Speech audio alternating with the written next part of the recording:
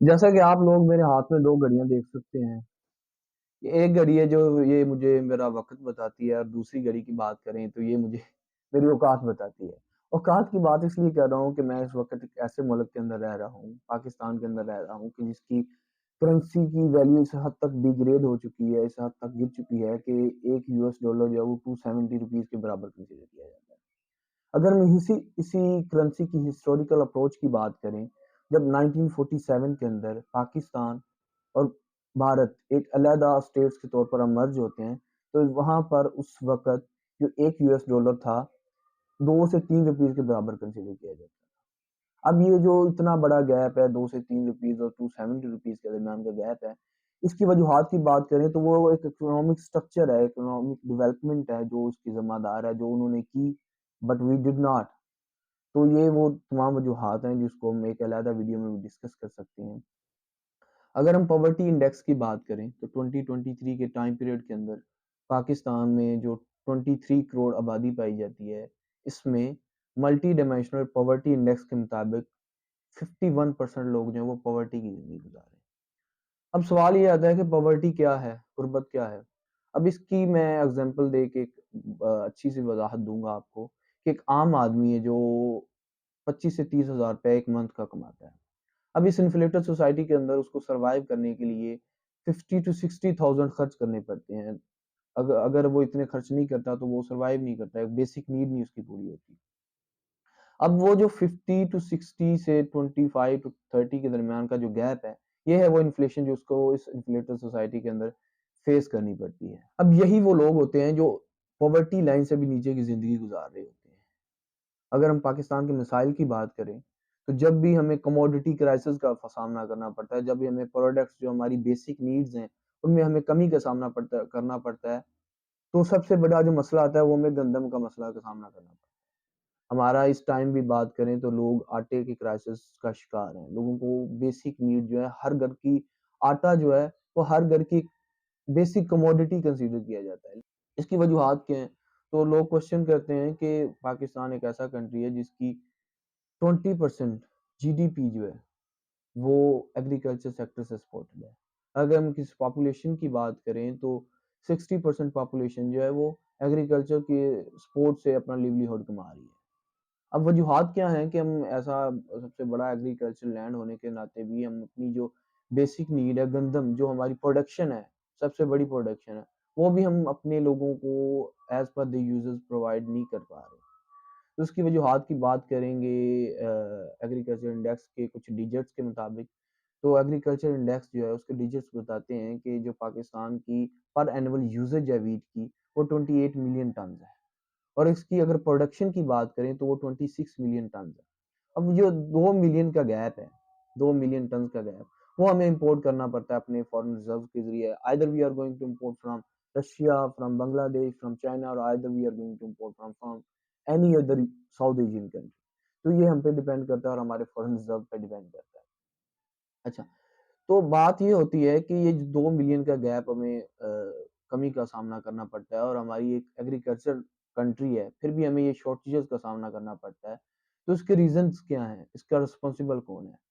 तो रिस्पॉन्सिबल तो आप खुद ही ढूँढ लेंगे। अगर आपको रीज़न मैं बता दूँ, हमारा जो एलीट तबका है, हमारा इंडस्ट्रियल तबका है, जो ये सब कुछ प्रोड्यूस करते हैं, हमारी जो ये खादें हैं, हमारी जो दूसरी रॉ मटेरियल्स हैं, जो एग्रीकल्चर प्रोडक्शन के अंदर हेल्पफुल होती हैं।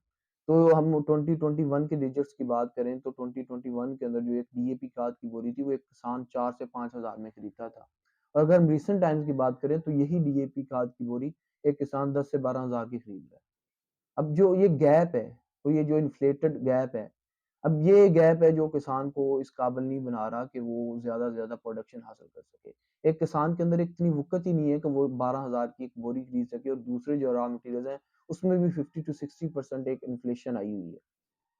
तो ये तो गंदम की बात होगी कि इसमें जो प्रोडक्शन है वो कम क्यों हो रही है और कितनी प्रोडक्शन हो रही है और कितनी हमारी यूसेज है। और हम जो रिसेंट इन्फ्लेशन फेस कर रहे हैं, इसके हवाले से कुछ फैक्ट्स फाइंड करने की कोशिश करेंगे। हम इन्फ्लेशन की बात करें तो हमारी हर बेसिक कमोडिटी पे 60, 70%, 40%, 30%, 50% कुछ-कुछ कमोडिटीज़ पे 80% तक हमने इन्फ्लेशन फेस की है। अब ओवरऑल इन्फ्लेशन की बात करें तो पाकिस्तान की रिकॉर्ड हिस्ट्री के अंदर सबसे हाई रेट ऑफ इन्फ्लेशन हम रीसेंट टाइम्स के अंदर फेस कर रहे हैं पीडीएम टू गवर्नमेंट के अंदर, जो कि 33% ओवरऑल इन्फ्लेशन रेट है। जो हाई रेट्स ऑफ इन्फ्लेशन हम रीसेंट टाइम्स के अंदर फेस कर रहे हैं, उसकी वजूहात की बात करें तो उसमें आ जाता है आईएमएफ की पॉलिसी। जब हमने बेसिक कमोडिटीज को इंपोर्ट करना है बाहर से, तो हमारे हमें हमें लाजमी है कि हमें रिजर्व्स की ज़रूरत होती है, डॉलर रिजर्व। और हम पाकिस्तान स्टेट बैंक के रिजर्व्स की बात करें तो वो सिर्फ $3 बिलियन बच चुके हैं। We are near to default. और हमारी गवर्नमेंट जो एलसीज बंद कर चुकी हैं। अगर एलसीज की बात करें तो एलसीज क्या होती हैं, लेटर्स ऑफ क्रेडिट होते हैं, जो हमारी फाइनेंस मिनिस्ट्री और स्टेट बैंक है वो जारी करते हैं उस कंट्री को जिससे हमें इंपोर्ट करनी होती है, और उसको श्योर करता है स्टेट बैंक कि इस लेटर ऑफ क्रेडिट के जरिए हम आपको पे करेंगे जो चीज़ हम आपसे इंपोर्ट करने जा रहे हैं। तो हमारी गवर्नमेंट जो है पीडीएम गवर्नमेंट, वो एलसीज बंद कर चुकी है। हमारे जो फॉरेन रिजर्व है वो $3 बिलियन रह चुके हैं। अब इस सिचुएशन के अंदर हमारा जो वफद है वो आईएमएफ के वफद से बात करता है कि हमें डॉलर रिजर्व चाहिए, हमें डेप्ट चाहिए हमारी इकोनॉमी सर्कल को दोबारा सर्कुलेट करने के लिए। तो आईएमएफ का सबसे पहला जो क्वेश्चन होता है वो ये होता है कि how you will pay back to us, आप हमें पे बैक कैसे करोगे। यहाँ पे हसाक डार साहब कहते हैं जी हाँ, इस कमोडिटी पे इतना टैक्स लगा दो, इस कमोडिटी पे इतना टैक्स लगा दो, घी पे इतना टैक्स लगा दो, चीनी पे इतना लगा दो, मच्छों पे इतना लगा दो, पत्ती पे इतना लगा दो, पेट्रोलियम प्रोडक्ट्स पे इतना लगा दो, जो इंडस्ट्रियल रॉ मटेरियल उस पे इतना लगा दो, जो हमारे दूसरी डोमेस्टिक प्रोडक्ट उस पे इतनी टैक्सेशन कर दो। और this is how we will pay back to the IMF. और इसी नजरिए की बुनियाद पर वो हमारी कौमी असम्बली में तशरीफ लाते हैं और एक 170 मिलियन का एक मिनी बजट तैयार करके एक और नया बम गिरा दिया जाता है गरीब आवाम पर और इस तबके पर कि वो एक वक्त की जो रोटी खा रहा है उसकी वो भी बंद कर दी जाए। और इसाक डार साहब आईएमएफ को अश्योर करते हैं कि इस तरह हम आपको पे बैक करेंगे। ये है वो रीसेंट इन्फ्लेशन की कॉजेस जो हमें रीसेंट टाइम्स के अंदर फेस करनी पड़ी। अगर हम दूसरी वजूहात की बात करें, जो दूसरी वजह है वो है स्टोरेज, ज़हीरा अंदोज़ी। एज़ यू नो कि we are living in the capital society. Pakistan का जो तबका है वो एक सरमायादार तबका है। पाकिस्तान का जो सिस्टम है वो सरमायादार तबके के हाथ में। अब ये सरमायादार तबका क्या करता है? They throw the capital and they throw their capital, they attract the other capital. अब इसमें क्या है? रियलिज्म की थ्योरी कहती है कि survival of the fittest, the one who is a fit will survive. यानी जो तगड़ा है वो सर्वाइव कर जाएगा, जो कमजोर है वो कुचल दिया जाएगा। अब हमारे सिस्टम की बात करें, हमारे इकोनॉमिक स्ट्रक्चर की बात करें, इकोनॉमिक जो हमारा डिस्प्ले उसकी बात करें तो वो यही है, सरमायादारी निज़ाम है। जिसके पास सरमाया है वो सरमाए से सरमाए को कमाता है। सरमायादार क्या करते हैं, जो हमारी बेसिक कमोडिटीज हैं उनको हीरा अंदोजी करते हैं। बाद में गवर्नमेंट को किया कहा जाता है कि we are lacking in this product और हमें सब्सिडी दी जाए, हमने बाहर से इंपोर्ट करना है।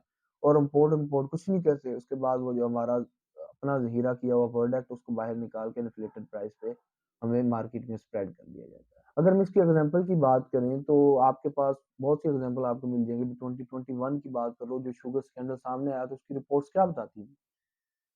एक्सपर्टीज बताते हैं कि रिपोर्ट्स में जो फैक्ट सामने आए वो ये कहते थे कि अगर हम प्रॉपर टैक्सेशन के साथ भी गवर्नमेंट से ये प्रोडक्ट जो शुगर था वो लेते और मार्केट में एक प्रॉपर टैक्सेशन के साथ वो आता विदाउट एनी करप्शन, तो हमें 50 to 60 रुपीज में हमें पर केजी मिलती।